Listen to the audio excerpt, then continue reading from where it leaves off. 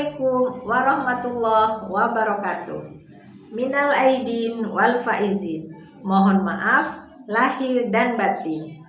Tetap istiqomah, tetap semangat, pasti terkabul. Assalamualaikum warahmatullahi wabarakatuh. Assalamualaikum warahmatullahi wabarakatuh.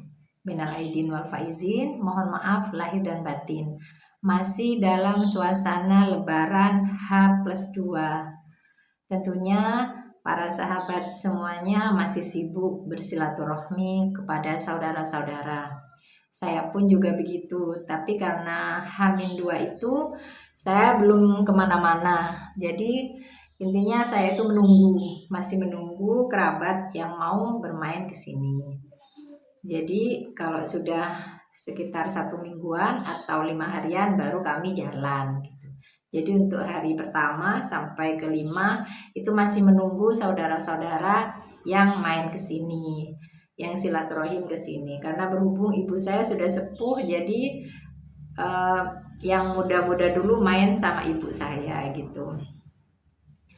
Bagaimana hajatnya sudah banyak yang terkabul ya, apalagi kemarin menghadapi lebaran banyak testimoninya yang mengatakan tiba-tiba ada transferan uang. Memang sih itu dari saudara, tapi kita ketika mendapat transferan tanpa diduga-duga sangat senang kan tentunya. Wa yarzuqhu min haitsu la yahtasib. Rezeki yang tidak pernah diduga. Sekarang mau bahas apa lagi ya?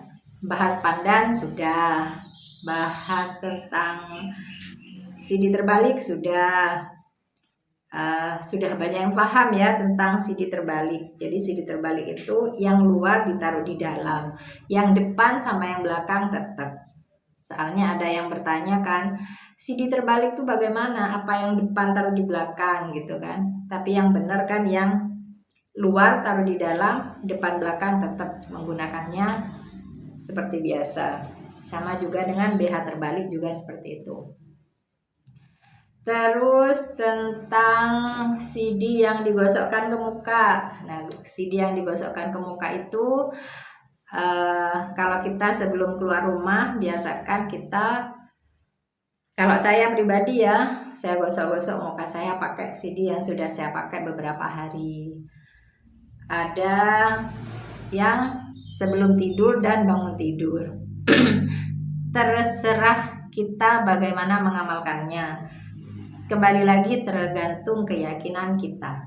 Kalau kita sudah yakin, seyakin-yakinnya ini amalan saya, pasti terkabul. Intinya dalam mengamalkan ilmu RDAY ini harus yakinnya tingkat dewa. Kalau belum terkabul juga, seperti yang Pak Haji katakan, berarti yakinnya masih tingkat dewi. Jadi terus tentang mandi pandan. Mandi pandan itu 9 lembarnya bagaimana? Di video sebelumnya sudah saya pernah jelaskan bahwa pandan panjang itu bisa dipotong-potong. Kalau kita motongnya jadi 12 ya 12 lembar. Apalagi pandan yang lebar. Nah, pandan yang lebar itu bisa kita sobek-sobek. Jadi kalau sudah disobek-sobek bisa jadi beberapa lembar. Kalau saya simpul jadi satu, saya ikatkan ke selang. Ada video saya yang sebelumnya sudah menjelaskan tentang bagaimana menggunakan mandi pakai daun pandan. Nah, sekarang ini ada ilmu baru. Ada ilmu baru yang baru disampaikan oleh Bapak Haji.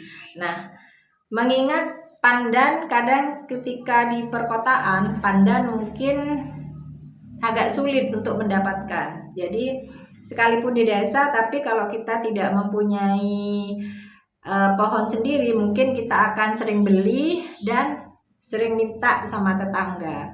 Tetapi ada ilmu baru dari Pak Haji bahwa pandan itu jangan semalaman direndam. Kalau saya dulu menyampaikannya, saya mengutip dari penjelasan Pak Haji, pandan itu 3 hari sekali diganti. 3 hari sekali diganti. Setelah layu atau busuk baru diganti yang baru. 3 hari diganti yang baru, 3 hari diganti yang baru. Ternyata di video kapan hari saya pernah melihat video Pak Haji, pandan itu bisa digunakan ketika kita membutuhkan. Contoh, kita mau mandi sekarang, nah pandan itu kita rendam, kita celupkan ke air yang ke bak mandi itu, nah baru kita buat mandi. Setelah itu kita angkat, simpan lagi di kulkas. Setelah kita mau mandi, baru kita letakkan lagi di bak mandi.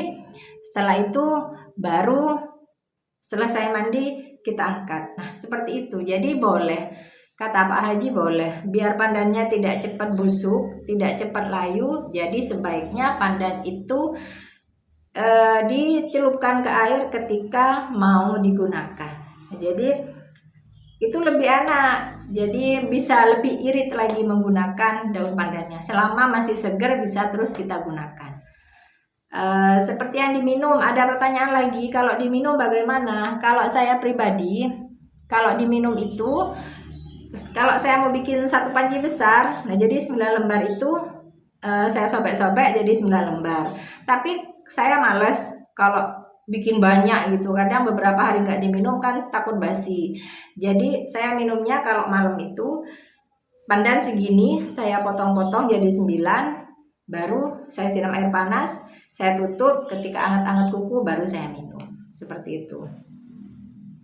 Mungkin seperti itu dulu penjelasan tentang celana dalam terbalik, juga tentang gosok muka pakai celana dalam, terus tentang mandi pandan. Mungkin ada yang mau ditanyakan, monggo komen di bawah. Insya Allah saya akan menjawab. Dan bagi para komentar yang belum saya jawab, saya mohon maaf. Saya benar-benar mohon maaf. Yang pastinya doa saya selalu yang terbaik. Pasti hajat kita semua pasti akan Allah kabulkan. Assalamualaikum warahmatullahi wabarakatuh.